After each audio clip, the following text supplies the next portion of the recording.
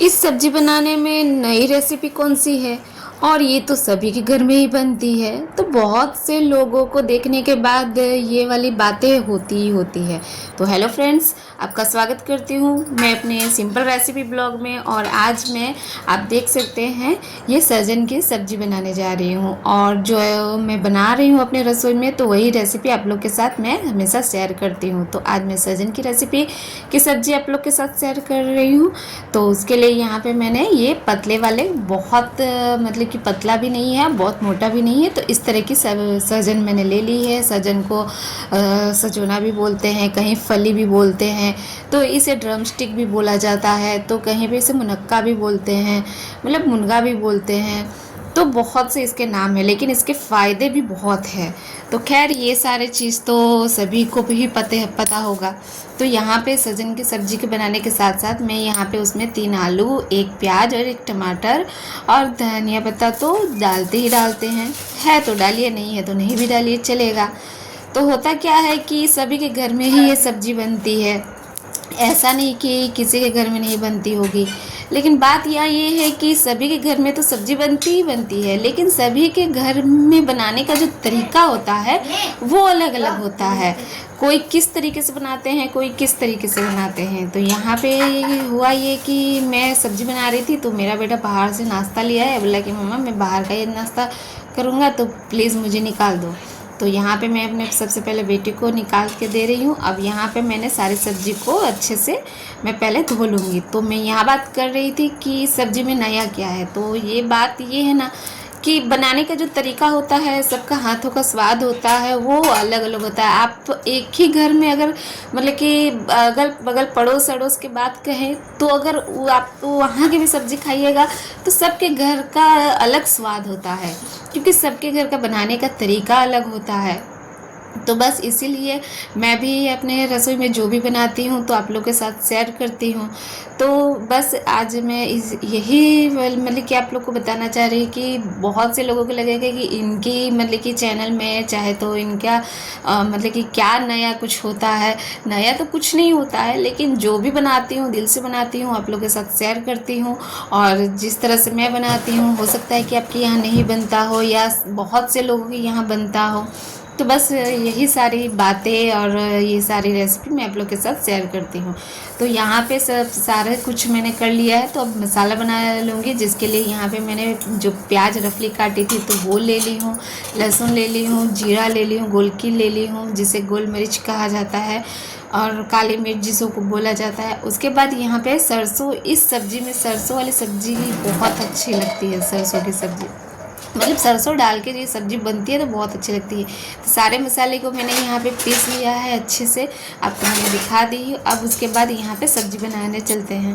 तो सब्ज़ी बनाने के लिए यहाँ पे सब कुछ करने के बाद मैं गैस पे चली आई हूँ। तो आज आप लोग के साथ मैं लंच थाली शेयर कर रही हूँ। ऐसे तो मैं यहाँ पे सब्ज़ी के साथ रोटी बनाने वाली थी, लेकिन फिर मैंने सोचा कि नहीं, ये चावल के साथ ही बहुत अच्छी लगती है, तो चावल ही बना लूँगी। तो यहाँ पे सबसे पहले कढ़ाई चढ़ा के यहाँ इस कढ़ाई में मैं 2 चम्मच तेल ले लूँगी। बहुत से लोग इसे थोड़ा सा पहले ही उबाल लेते हैं, आलू को और सहजन को भी थोड़ा सा हल्का सा गर्म पानी में थोड़ा सा पका लेते हैं, उसके बाद बनाते हैं। लेकिन वो वाली जो मोटी जो सहजन होती है ना, तो उसमें मैं वैसे ही बनाती हूँ। वैसी अगर सहजन होती तो पहले पका ही लेती हूँ, मतलब थोड़ा सा पका लेती हूँ, उसके बाद आलू उबाल के ही उसे बनाती हूँ, तो वो वैसे अच्छी लगती है। अगर ये पतली वाली है तो इसे बनाने के लिए मैं डायरेक्ट ही इस तरह से तेल में सहजन को अच्छे से पहले डाल के भून लूँगी, उसके बाद आलू को भी भून लूँगी।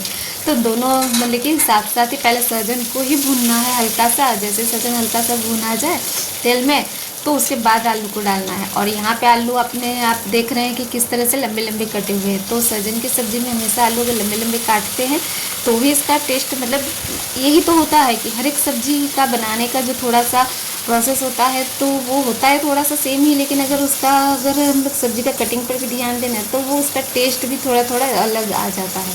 बहुत से लोग मेरे बात को सहमत भी करेंगे, बहुत से नहीं भी करेंगे।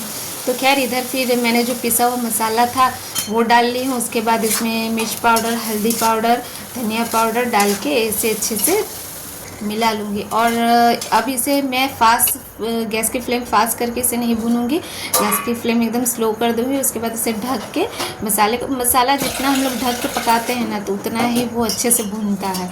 तो अब यहाँ पे जब तक मसाले मेरा भुना रहे हैं सब्ज़ी के साथ, तो यहाँ मैं चावल, मैंने कहा कि सब्ज़ी आज मैं चावल के साथ बना रही हूँ, तो मैं चावल धो ले रही हूँ।